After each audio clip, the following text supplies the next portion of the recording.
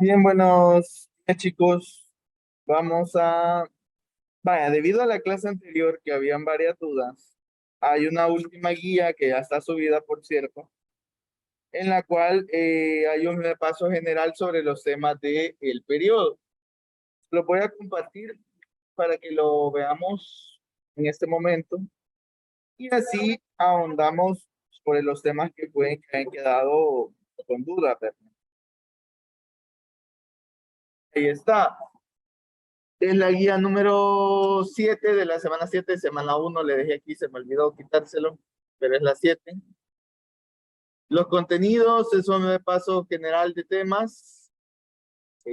Al finalizar toda la unidad 3 de base de datos, ustedes deben de ser capaces de explicar los conceptos relacionados con el área de base de datos, elaborar diagramas de bases de datos usando simbología estandarizada, aplicar el proceso de diseño de base de datos. Ahora, quiero aclarar algo. Hace falta una guía, que es la guía número 6. En esa guía número 6 nos dice cómo crear una base de datos desde la web, pero nosotros vamos a hacer la práctica de forma local. Van a descargar un programa y el día de la clase, eso en 2 horas clase lo hacemos, porque ya lo trabajamos con noveno A y nos alcanzó el tiempo y nos quedó justo. Entonces, en 2 horas clase vamos a hacer esa práctica y esa práctica va a tener una ponderación adicional en el 70%. Lo van a ver reflejado cuando se los mande. El nombre del programa, claro, el nombre del programa se llama WAMP Server, pero lo tienen que descargar de una página.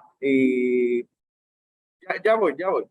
Lo tienen que descargar de una página que yo les voy a pasar, porque hay una versión que está en inglés que es bastante inestable. Entonces, mejor usemos todos la misma para que estemos en la misma sintonía. Ahí está el enlace, solo verifique qué versión de computadora tiene, si es de 64 o si es de 32 bits, para poder trabajar con él. Solo lo instala y ya, si tiene dudas, me las puede hacer llegar con su con su tutora, o me escribe el correo electrónico y yo le ayudo.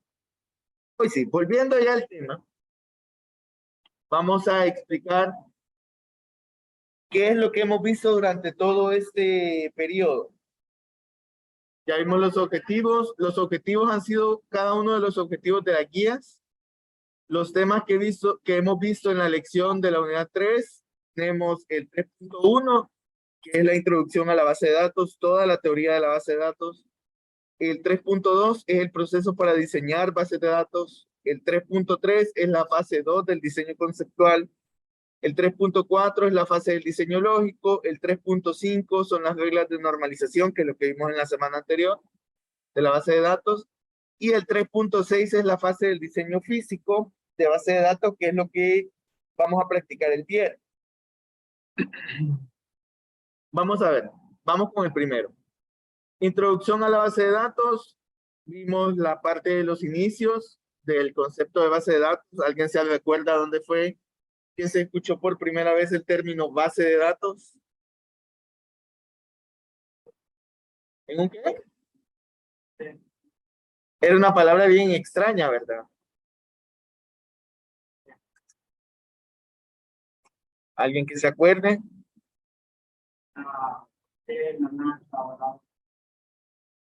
Por ahí va, más o menos, más o menos.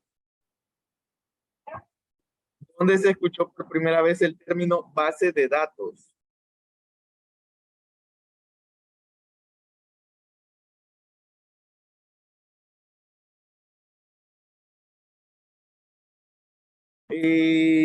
Por ahí anda más o menos. Me han puesto en el 63, usado en el contexto de la Guerra Fría. Sí, está en esa parte, pero se daba en un evento de tal y tal cosa. Recordemos, la palabra era bien extraña. Pero veamos, vaya. Sí se da para estas fechas de la Guerra Fría en los que Estados Unidos estaba en un pequeño conflicto con la Unión Soviética en aquel entonces, en el cual querían saber quién era el más pro, ¿verdad? En pocas palabras. Entonces, habían reuniones de especialistas, por ejemplo, habían reuniones de especialistas en informática, y estos discutían ciertos temas, y ahí nació el concepto de base de datos. Un simposio. Gracias. Diego Ramos acaba de dar la respuesta como es. Un simposio. Ajá, la palabra no daba con ella. Va. Luego, las bases de datos desde el punto de vista informático, decíamos que eran creadas para almacenar información de forma ordenada mediante tablas, pero también existían ejemplos de bases de datos que no son del área de informática, ¿verdad? Teníamos el ejemplo de los archiveros. Definición de base de datos, conjunto de datos e información ordenados de forma de tablas relacionales. Las características de las bases de datos, ya las vamos a ver. Las partes de una base de datos y las tablas de datos. Tenemos acá un ejemplo, el de libros, clientes y órdenes. Decíamos que no podemos tener clientes si no tenemos que vender, ni tenemos cómo vender. No podemos tener órdenes si no tenemos que vender, que son los libros, y no tenemos a quién vendérselos, que son los clientes. Y tenemos la composición de una tabla de base de datos. Tenemos nuestra tabla. Esta posee un ID, título, nombre de autor, apellido de autor, precio. Tenemos otra tabla que posee un ID siempre y los datos. Y tenemos otra tabla que también posee su ID y los datos que solicita. Y estas se relacionan mediante esos campos. El ID de libros, órdenes y clientes en cada una de las tablas son una llave primaria.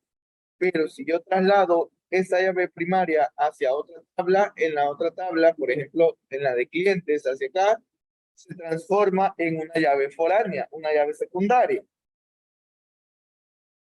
Quiero ver. El programa que vamos a utilizar es para una práctica. Se lo voy a mostrar, vaya, aquí en el mismo navegador. Aquí el programa que van a utilizar al final les tiene que abrir esto. Voy a pausar lo que estamos viendo. Este es el WAMP Server ya instalado en mi navegador. Vamos a trabajar con PHPMyAdmin. Pregunta que puede salir en la evaluación. ¿Qué era PHPMyAdmin? Vamos a ver.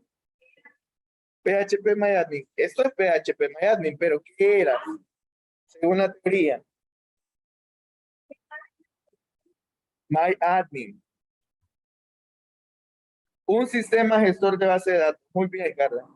Entramos al gestor y acá tenemos nuestro sistema gestor de base de datos. Mire, acá tenemos dos prácticas. Bueno, son varias bases de datos, pero las que hemos trabajado con ustedes son dos. Base de colegio, noveno A.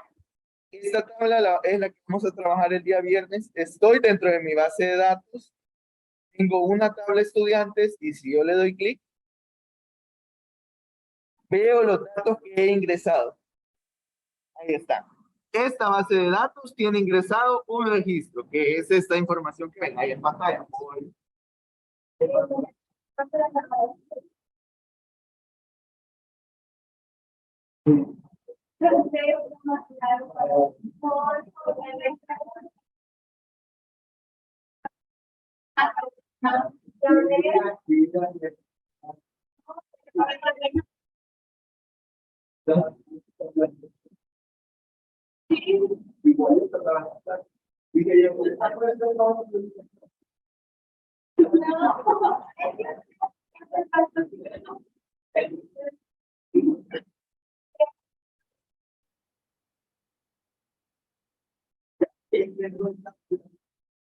Esta práctica que está acá, eso que está haciendo algo,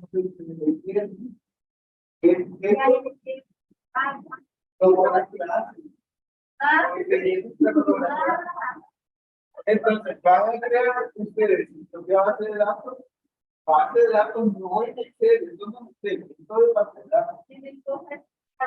Sí, en el Miami, está bien, pero lo van a hacer con código. No, para el examen no lo van a usar. Este es solo práctica porque quiero que vivan la experiencia de trabajar en un verdadero gestor de base de datos. Excel es una simulación porque ahí creamos tablas, pero una base de datos tal cual, como lo van a ver en un trabajo, es esto que tienen en pantalla, ¿sí? Entonces van a crear una tabla sencilla y van a ingresar los datos, pero lo van a hacer, por ejemplo, con esto, con código. Voy a poner uno de ejemplo. Insert, int, ¿cómo se llama esta? Estudiantes. Estudiantes. Y voy a poner los valores, ID estudiante, apellidos, nombres, fecha, dirección, teléfono, email. Los valores,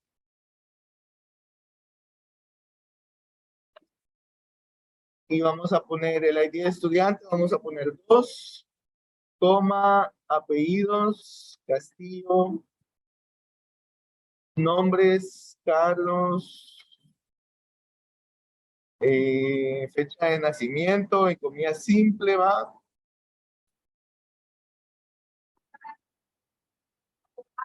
No, la Profe, aplicación se llama OneServer. profe,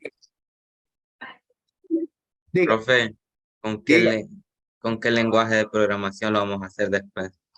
Este es SQL. Este es el lenguaje que utilizan las bases de datos. Soyapango,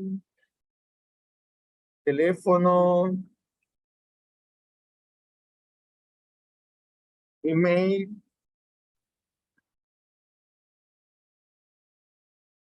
Ahí está. Yo creo que me va a tirar un error, pero puede que sí, puede que no. SQL es bien delicado. Con cualquier cosita que nos equivoquemos ya nos tira un error. Ah, pero lo puse bien. Vaya, me dice una fila insertada. Si yo me voy a ver mi base de datos, miren, ahí está, ¿ve? Castillo, Carlos, la fecha, dirección, teléfono, y ahí está, ¿sí? Esta práctica la vamos a hacer el viernes, así que ya, lo pauso aquí.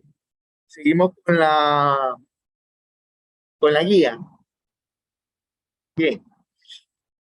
El proceso para diseñar una base de datos, ¿en qué consiste el proceso del diseño de base de datos? Tenemos primero que hacer las fases, ¿verdad? Y tenemos que plantearnos. La primera es el análisis y el reconocimiento de requerimientos, que yo les comentaba y lo hacían no, como de broma, pero sí es cierto, el que decían, tenemos que ir al lugar y ver qué es lo que quieren. Parece chiste, pero de verdad hay que hacer eso. Hay que ir al lugar, hablar con el cliente, ver qué necesita el cliente. Luego empezar a idear qué va a llevar mi base de datos, cómo pienso solucionar el problema que tiene el cliente. Y poníamos el ejemplo de un lugar de comida que va a ser el lugar, va a recibir pedidos, va a tener clientes, va a tener proveedores, va a tener facturas, etcétera. Todo eso se va a almacenar en la base de datos. Luego, las tareas que forman parte del proceso de diseño de las bases de datos, tenemos varias. Por ejemplo, en la parte del proceso del diseño de base de datos tenemos el diseño lógico, bueno, el planteamiento, diseño lógico, diseño físico, implementación y mantenimiento. Estas son dentro de estos hay tareas que hacer. Quienes van a ir a hacer la visita de campo y van a ir al lugar a ver qué es lo que necesita el cliente, quienes van a crear el diagrama entidad-relación, etcétera, etcétera. Las fases del diseño de base de datos, comenzamos con la primera, que era la recogida y análisis de requisitos. Teníamos la parte de las fases de la actividad 1, que teníamos un ejemplo, que es el ejemplo que hicieron ustedes en Excel, donde tenían una base de datos que ni estaba normalizada, pero lo trabajaron. Luego vimos que era un diagrama entrada, proceso y salida. Esto es lo que tengo, esto es lo que me piden, el proceso es parte del trabajo que yo hago. ¿Cómo lo voy a hacer llegar a este proceso final? Tenemos las fases nuevamente: recogida y análisis de requisitos, diseño conceptual, diseño lógico, diseño físico y la implementación. Esto es lo que vamos a hacer el viernes. Esto de acá ya lo vimos y solamente lo estamos repasando. El diagrama de entrada, proceso y salida para una clínica veterinaria. Teníamos acá entrada, tengo una mascota enferma, tengo los datos de la mascota, datos del dueño, dinero para la consulta y medicinas.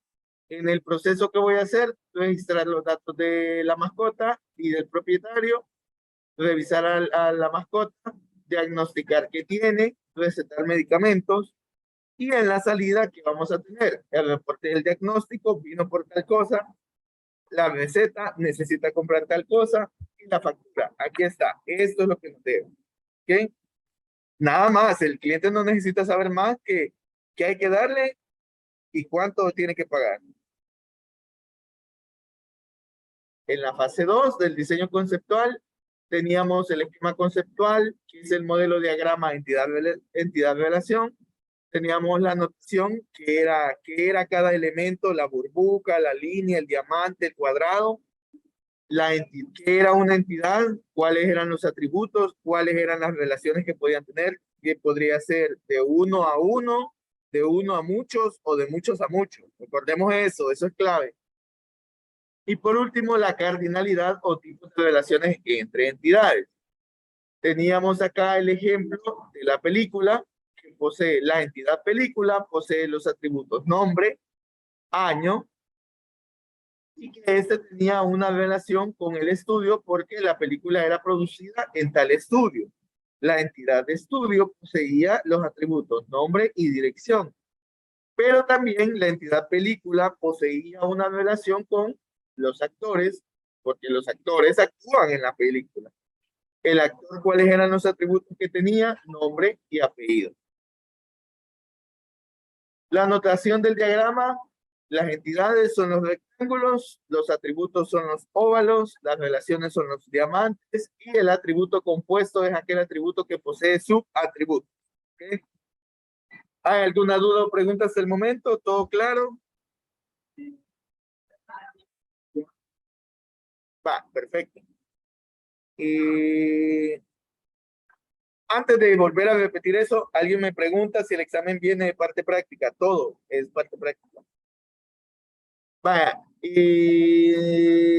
los cuadrados son las entidades.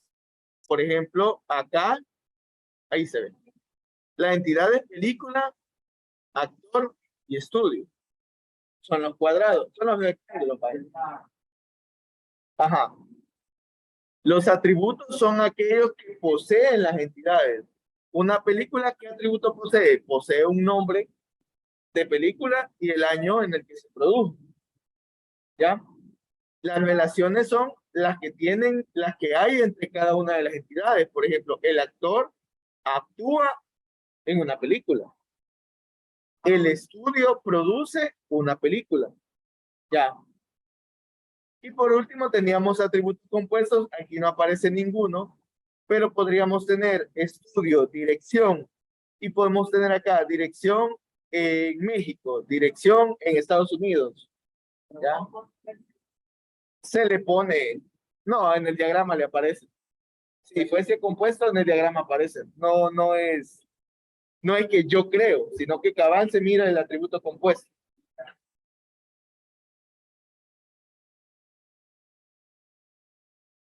La cardinalidad o tipo de relaciones entre las entidades, ya teníamos, esto ya se los había dicho, 1 a 1. La cardinalidad máxima en ambas direcciones es 1 de cada lado. Dice que, quiero ver, no vienen preguntas de origen de la base de datos o algo. Sí vienen, pero también viene parte en lo que les dice: analice la siguiente base de datos, ve usted y empieza a contestar. ¿Ya? Esto es más práctico, no es algo de memorizar. Luego tenemos el segundo, de 1 a muchos. La cardinalidad máxima de dirección es 1 y la otra es muchos. De muchos, la cardinalidad máxima en ambas direcciones es muchos. Aquí me quedé, la parte del diseño lógico. En esto me decían que no lo habíamos visto en clase. Lo vamos a ver, lo vamos a retroalimentar ahorita. En la parte 3 del diseño lógico, veíamos lo siguiente. Los principales gestores de bases de datos relacionales son MySQL, que es este que estamos trabajando acá. Ve, aquí dice servidor MySQL y el puerto de donde sale, eso es otra configuración. Tenemos MariaDB, que es un desglose de MySQL. Aquí lo dice, este sistema gestor de base de datos es una derivación de MySQL, o sea que de este nace este, y cuenta con las características similares, es casi igual. Tenemos también SQLite, que no es como un gestor como tal, sino que crea conexiones directas a bases de datos para optimizar el tiempo. PostgreSQL, que es uno de los que están utilizados por ser gratuitos de código libre. Microsoft SQL Server, que es uno de los más utilizados para transacciones pesadas. Por ejemplo, los bancos son los que más utilizan SQL Server. Y tenemos Oracle, que es el favorito de las empresas, ¿verdad? Por su robustez y su capacidad de almacenamiento, de procesar información. Y aquí viene la parte que era lo que teníamos la duda. Ejemplo de llaves primarias y llaves foráneas en un sistema de control de libros para una biblioteca. Aquí veíamos lo siguiente, y voy a trazar líneas. En esta parte de acá, ya sabes, me estoy desgastando todo. En esta parte de acá tenemos tres tablas. Tenemos una tabla estudiante que posee un campo llamado número ID. Diga. Vale, regáleme un segundo. ¿Qué pasó?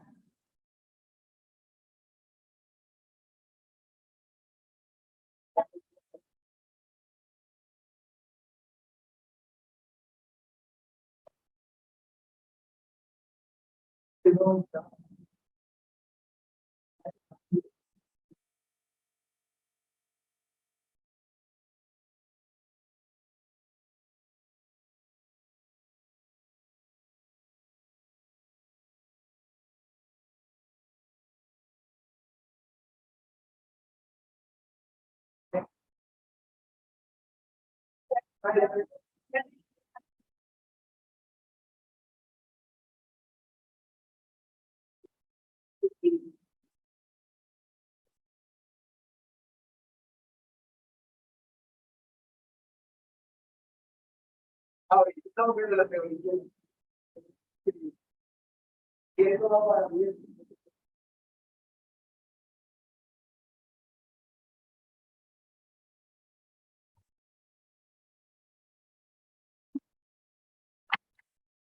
Vale, como les decía, en lo que me quedé, tiene acá un campo que se llama número ID y que va a ser mi llave primaria. Tenemos una tabla préstamos que posee un campo llamado ID préstamo, que este va a ser mi llave primaria en esta tabla. Y teníamos una tabla libros que posee un campo ISBN, que es un código de libro. Eso de aquí es un estándar de los libros. El ISBN es el código de todos los libros. Que este va a ser su llave primaria. ¿Sí? Hasta ahí todo bien. Pero como las tablas tienen relaciones entre sí, las entidades tienen relaciones entre sí, yo tengo que identificar dónde están esas relaciones entre sí. Por ejemplo, ¿cuál es la relación que tiene el estudiante con un libro? El estudiante presta libros.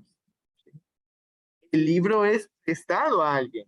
Entonces, el estudiante y el libro, según las normas formales, las reglas de normalización, no deben de estar en una sola tabla, lo tengo que hacer por separado, estudiante, préstamo y libro.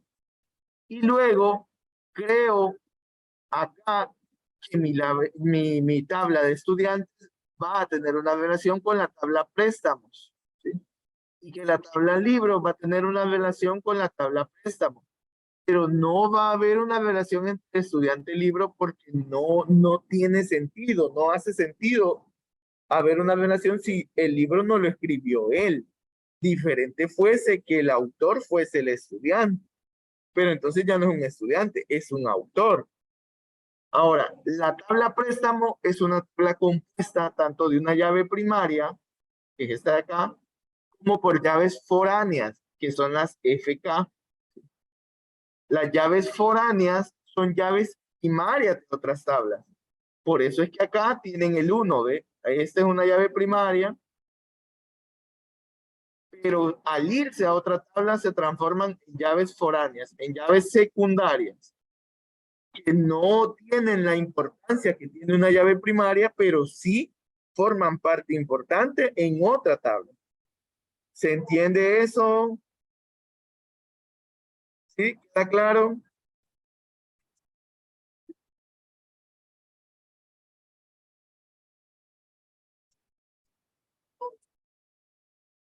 ¿Seguros? ¿Alguna duda o pregunta, niños?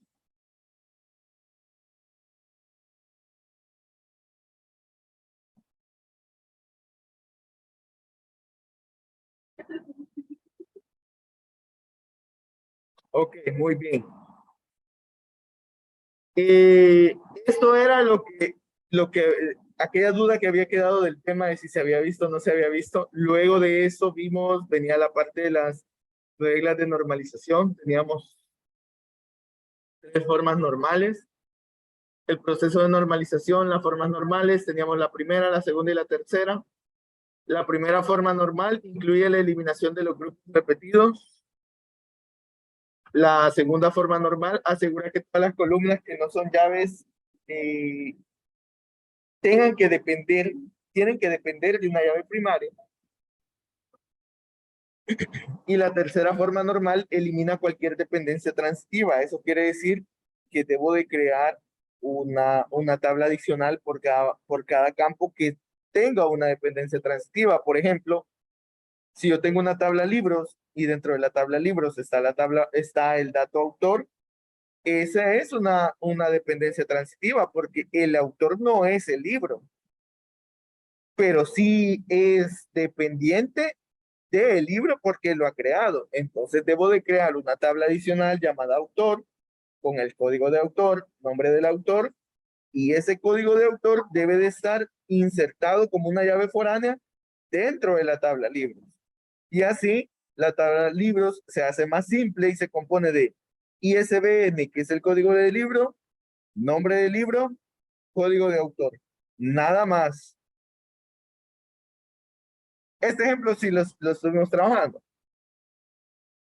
Y en la parte 4, esto no lo hemos visto. Esto es lo que vamos a hacer el día viernes. ¿Ya? Bien. ¿Dudas o preguntas? Si no hay dudas o preguntas, ya se nos fue la hora. Voy a tomar la asistencia.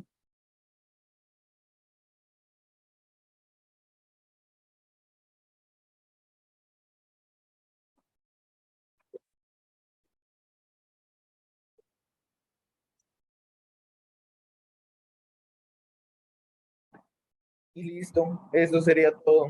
Nos vemos, chicos. Provecho.